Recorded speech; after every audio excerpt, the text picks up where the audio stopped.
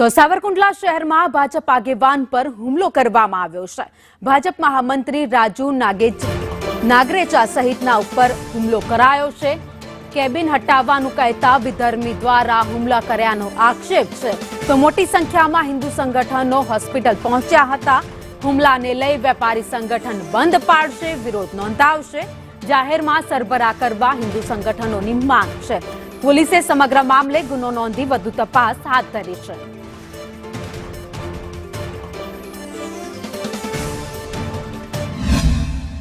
Cabin મૂકવું હતું એટલે અમે એને સમજાવ્યું કે અહીંયા કેબિન તમારે ન મુકાય, જાહેર રસ્તો છે, અમારું પાર્કિંગ છે, અહીંયા ન મુકાય।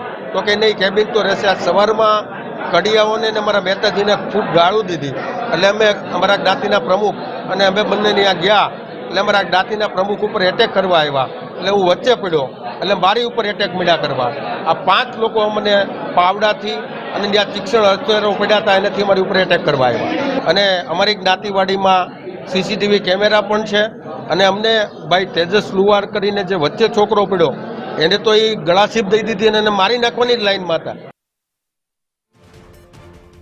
તો ભાજપના આગેવાન પર હુમલાની ઘટના સામે આવી છે કે વિધર્મી યુવક દ્વારા હુમલો કરાયો હોવાનું જાણવા મળ્યું છે। જો કે સમગ્ર મામલે હવે હિન્દુ સંગઠનોમાં રોષ જોવા મળ્યો છે। હિન્દુ સંગઠનોનું કહેવું છે કે જાહેરમાં તેની સરબરાહ કરવામાં આવે, કારણ કે આવી દાદાગીરી ચલાવી લેવામાં નહીં આવે।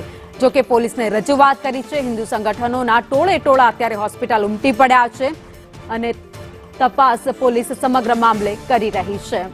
તો કેબિન હટાવવાનું કહેતા આખો મામલો બિચક્યો હતો અને હુમલો કરવામાં આવ્યો હતો। ભાજપ મહામંત્રી રાજુ નાગરેચા સહિતના જે લોકો હતા, ભાજપના કાર્યકર્તાઓ હતા, તેમના ઉપર હુમલો કરવામાં આવ્યો હતો। હવે હુમલો કરનાર શખ્સો કોણ છે તેને શોધવા માટે પોલીસ તપાસ કરી રહી છે।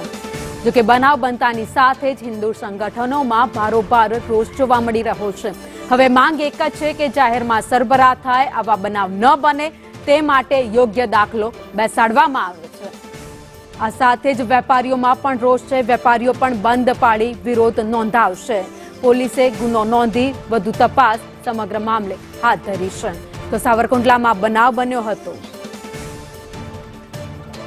તો અમારી સાથે ભાજપના ધારાસભ્ય મહેશ કસવાલા જોડાઈ ગયા છે। મહેશભાઈ, સંદેશ ન્યૂઝમાં આપનું સ્વાગત છે। જે બનાવ બન્યો છે, ભાજપના નેતા ઉપર, મહામંત્રી પર હુમલો કરવામાં આવ્યો એક વિધર્મી યુવક દ્વારા। જી મહેશભાઈ। હેલો।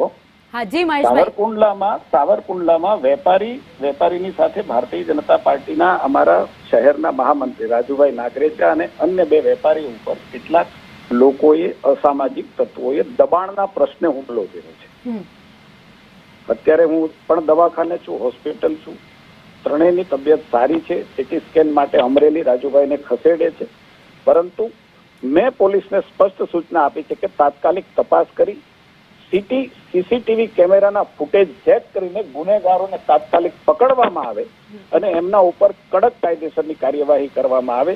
વેપારીઓની સુરક્ષા, અમારા આગેવાનોની સુરક્ષા, કોઈ પણ સામાજિક આગેવાનની, જાહેર જીવનના કાર્યકર્તાની સુરક્ષા ખૂબ જ મહત્વની છે।